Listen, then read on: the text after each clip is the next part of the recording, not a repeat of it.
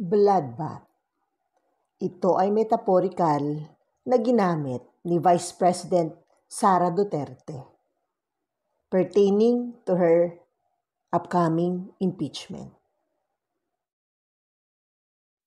Ayon kay VP, buong pwersa ng naghahanda ang kanyang mga abogado para sa impeachment. At dito rin ay sinabi niya na I truly want a trial because I want a bloodbath talaga. Ang ibig niyang sabihin dito ay inaasahan niya ang madugong labanan. Hindi literal na dugo, pero matinding bangayan, iringan, siraan o sigawan.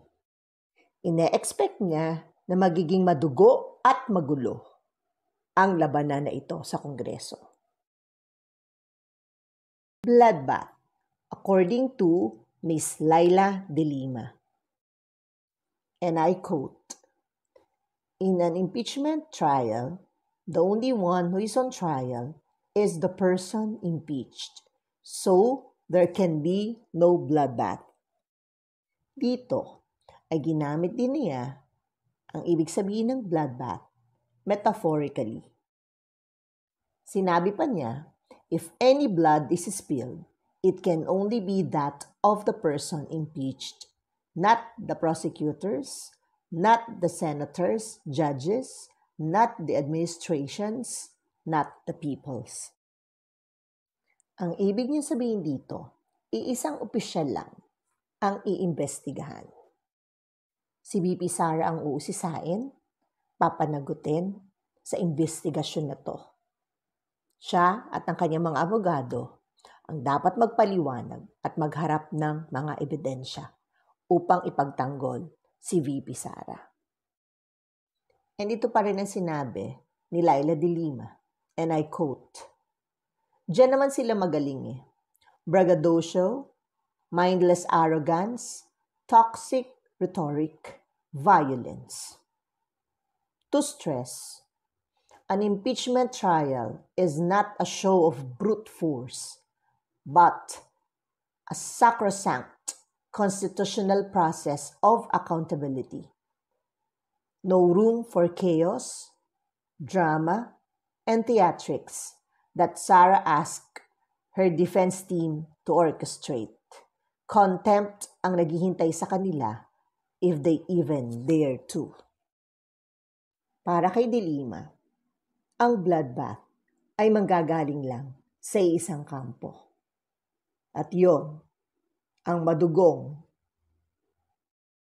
pagiging pagtatanggol ni VP Sara and her team of lawyers sa impeachment na ito. Ito naman ang naging sagot ni Yusek Claire Castro sa sinabing bloodbath ni VP Sara.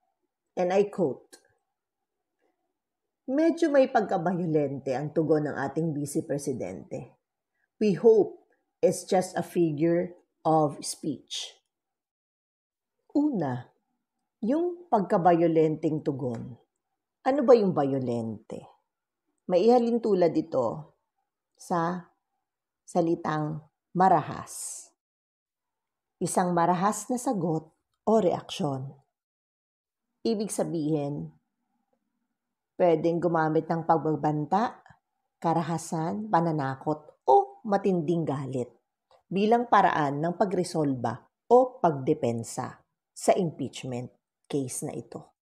Na hindi naman yon ang ibig sabihin ng ating Vice Presidente. At idinagdag pa ni Yusek Castro na, "We hope it's just a figure of speech." Aba Yusek Claire, may pagdududa ka pa pala na ito ay hindi isang figure of speech o metaphor. Na ikinokonsidera mo pala na dahil sa sinabi ni VP Sara na gusto niyang maging bloodbath ang impeachment trial na ito, ay pwede palang mauwi sa isang malawakang pagdanak ng dugo, malagim na karahasan, at literaling madugong sagupaan. Dito sa tatlong ito, sino ba ang inyong papalakpakan? At sino ang ilalagay sa basurahan?